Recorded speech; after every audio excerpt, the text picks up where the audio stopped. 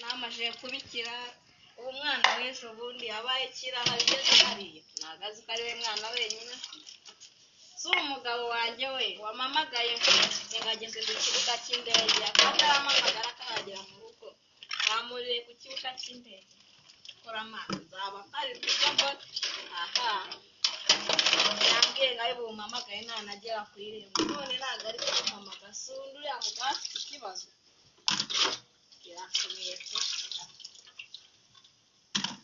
sibyo ni ibikimana yanjye ndangije kwitunganya ataraza ana n'abantu akaba ari njye njyenyine uvuye mu rugo cy'amazi y'urugo ndabona nabyo ntazi cyane umwana wanjye nawe nimba aba yagiye hepfo ntaramaze kubikirara ariko ibi ntabwo nanjye ngomba kujya mu mujyi guturayo n'abandi bose umugabo wanjye yaje kunjugunya mu cyaro aba yigiye za Dubai yo ibintu njye birandambiye pe iyo mugabo wanjye yaje kunjugunya hano mu cyaro nkaba yigiye za Dubai utafataga ko meze sheri none se waje waje kanya kwirebera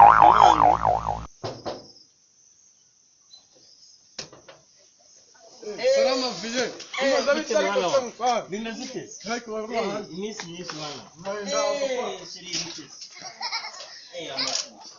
sheri waje nkajya kwakira hanze ko muzivuna Nari musembuye mwana bwa. wawe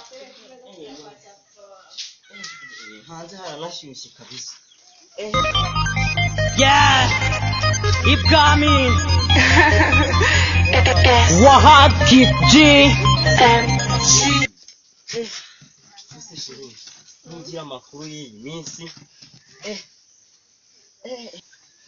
Hata mwana w'umupapa ariko ko tugiye kumenya Wale kunipatia vile unapikichaka. taje nyuma. Pesa mwake na unapikichaka. Sasa iminsi myinshi. Ikintu cya kinyobwa cyo mu Rwanda. Ikintu cya kinyobwa cyo mu Rwanda natarimerutse. Amahanga yandiye neza niba akazi kabaye akazi. ariko rero noneho njye nayivanye nuko tujyana mu mujyi Ngomba kubatembereza hose nkabajyana no muri Serena. Ariko ubushyuhe buracanze bwaha mu Rwanda. Kambi manze nkuremo ingofero. ni ukwihangana ubundi urebye gutura muri iki cyaro mana birandambiye pe njye n'umuhungu wanjye akatujyana akatuvuna kigakabaho se Umva rero reka mubyeshiri wanjye. Hari umugabo uherutse kumbwira ngo afite inzu i Kigali. Cyakira banga vina kintu vile. Wa mwana gwarebye mu kibaga nazanye. Genda urebemo harimo na za screen, harimo genda urebe ibintu birimo. None umva rero sheri wanjye. Wenda gukunda ntugire ikibazo cyo. Ndagukwemera niwe mugore mwiza ngira rwose. Ariko maze no kubyibuha. Akantu kararyoshye. Ariko se buriya ndaje buriya reka nze nkarebe mu kantu mu gatabo ndaza mu miti mizikubwira. Sawa.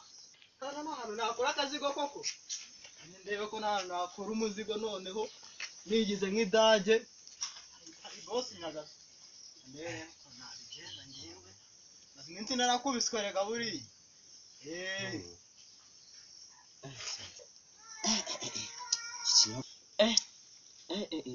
Ikinyobwa ni icyambere koko. Kambanza n'igitabo cyanjye nsomaho itegeko dikeye.